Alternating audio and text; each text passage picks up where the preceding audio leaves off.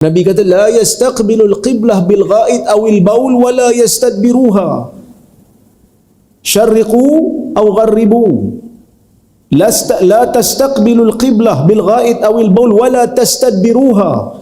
Kamu jangan memandang kiblat bila nak buang air besar ataupun nak buang air kecil, dan jangan kamu membelakangkan kiblat, tetapi hendaklah kamu memandang ke timur ataupun ke barat.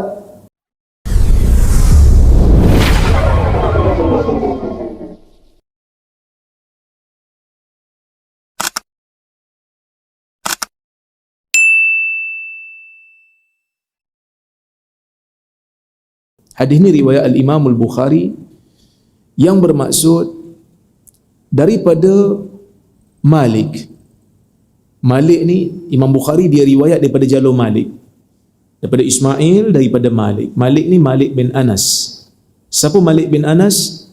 Malik bin Anas ialah pengasas kepada mazhab Maliki, seorang tokoh besar dalam hadis dan juga di dalam fiqh yang tinggal di Madinah. Sehingga bila ulama sebut nama idza dzukira al-ulama fa Malikun najm, kalau disebutkan nama ulama maka Imam Malik tu darjat dia seperti bintang yang tinggi yang bercahaya. Itulah hebatnya Imam Malik. Tapi Imam Malik ni tuan-tuan, dia tak keluar daripada Madinah. Zaman dulu ulama-ulama hadis ataupun ulama-ulama yang mengaji ataupun yang belajar tentang agama ni, budaya mereka ialah ar-rihlah fi talabil hadis. Dia mesti mengembara. Sehingga kan ada satu syair Imam Syafi'i mengatakan, pergilah kembara untuk mencari ilmu. Fa inna wuqufal ma' yufsidu.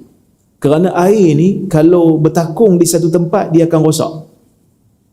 Air yang sikit kalau dia bertakung di satu tempat dia rosak. Kalau dia mengalir dia akan bersih, dia akan elok. Begitulah sifat orang yang menuntut ilmu. Dia kena mengembara. Sebab itu Imam Syafi'i mengembara, Imam Ahmad bin Hanbal mengembara. Bahkan Sa'id bin Musayyib disebut apa? Inni la asiru masirata yaumin wa laylah li ajli hadithin wahid. Aku sanggup untuk mengembara satu hari satu malam hanya kerana nak mencari satu hadis.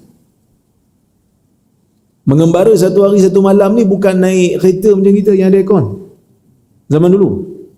Bila kata alah mengembara sehari semalam je pun, zaman dulu punya mengembara R&R pun tak ada.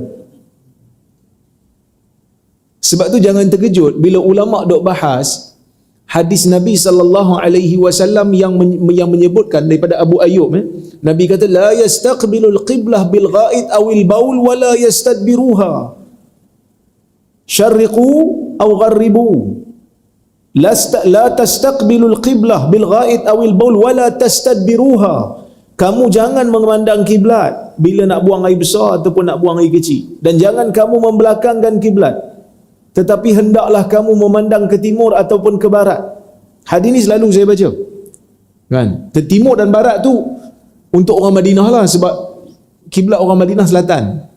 Kita bila kiblat kita belah barat pandang tempat lain lah kan. Tapi tiba-tiba ada satu hadis dalam riwayat Bukhari juga, Ibnu Umar kata, satu hari saya panjat rumah Hafsah. Hafsah siapa?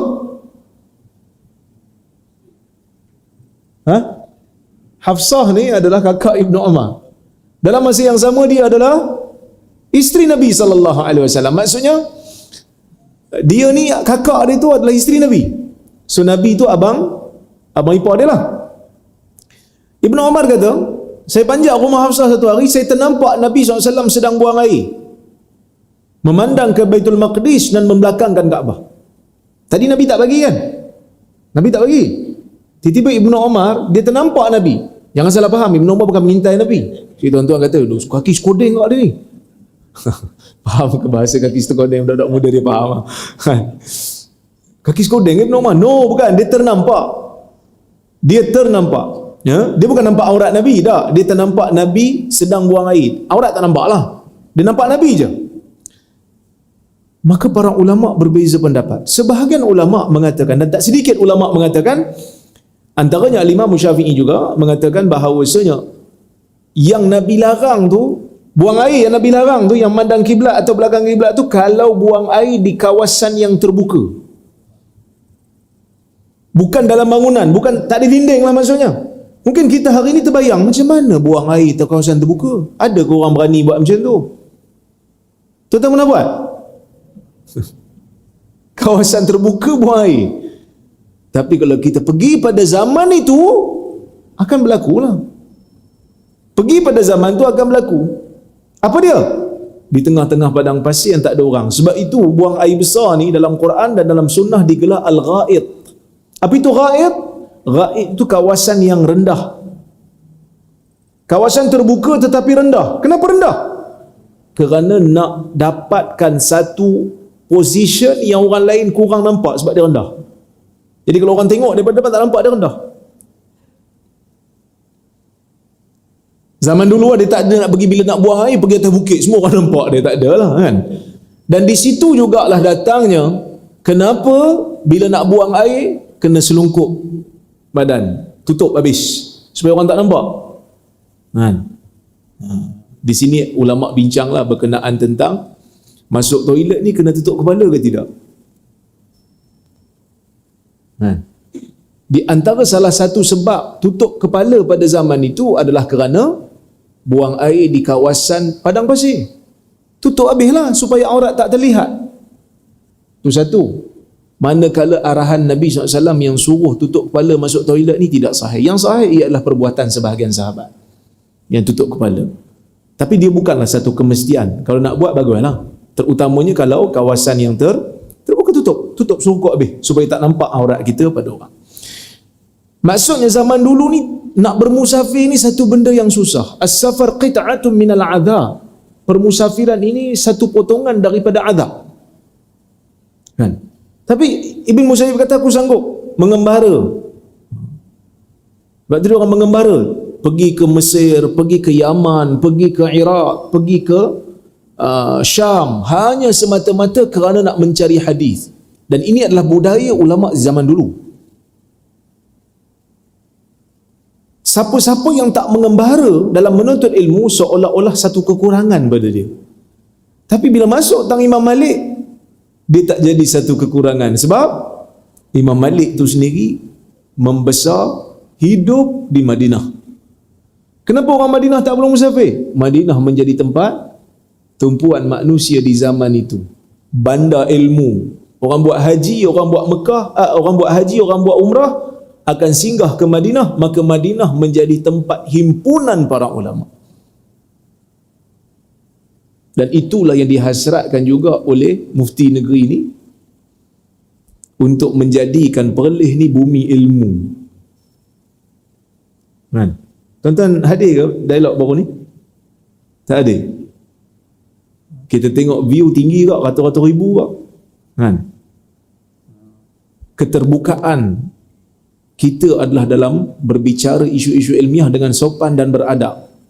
Kita benarkan di negeri ini. Bahkan KUIP pun nanti akan buat banyak nanti wacana-wacana berbincang tentang isu-isu semasa. Sebab apa tuan-tuan? Sebab kita hidup di zaman ini, zaman maklumat terbuka. Bukan zaman macam dulu. Dulu boleh lah. Dan sekat-sekat maklumat. Sekarang tak boleh. Kita kena bertarung. Kita kena dialog. Kita kena debat. Kita kena wacana. Kalau kita tak buat, orang Islam mencari jawapan. Jadi pening.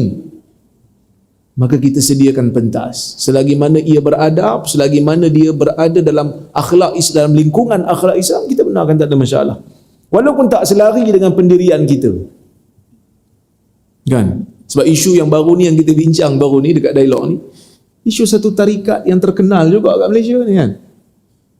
Pasal apa nak bincang lebih-lebih ni Ustaz? Ustaz bukan ahli tarikat tu. Tak, sebab dah masuk dalam fatwa. Ada negeri yang telah fatwakan haram tarikat ni. Bukan sekadar fatwa, gazet lagi, dah jadi undang-undang. Saya baru dimaklumkan Kedah mengekalkan fatwa tu. Haram tarikat Naqsyabandi pimpinan Syekh Nazim Haqqani. Ada fatwa yang benarkan pula. Macam negeri Selangor dia kata boleh, dia tarik balik yang haram tu. Jadi satu isu pula kan. Jadi sebab itu kita adakan dialog. Jadi tuan-tuan kena tengok dialog tu. Tengok di mana kesesatan yang disandarkan kepada tarikat ni hingga menyebabkan ia diharamkan. Jadi orang yang bela, kuat tak pembelaan dia ataupun tak kuat, tuan-tuan buat kesimpulan. Masing-masing dah bentangkan hujah. Tapi glamour sikit lah kuib kan. Jadi penganjur tu. Glamour sikit lah. Sebelum ni orang tak kenal pun kuib kan. Orang tak tahu pun kewujudan kuib ni. So alhamdulillah orang dah mula kenal. Itu salah satu daripada usaha kita. Usaha kita untuk memartabatkan ilmu, memartabatkan perbincangan ilmiah.